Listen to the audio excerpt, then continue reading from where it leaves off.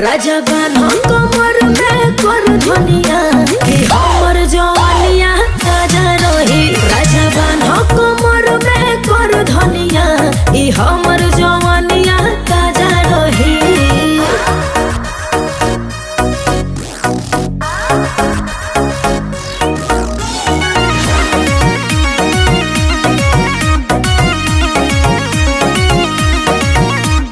गोरहर बदनिया ई दूध लगता, गाल अमरूद हमर सूद लगता।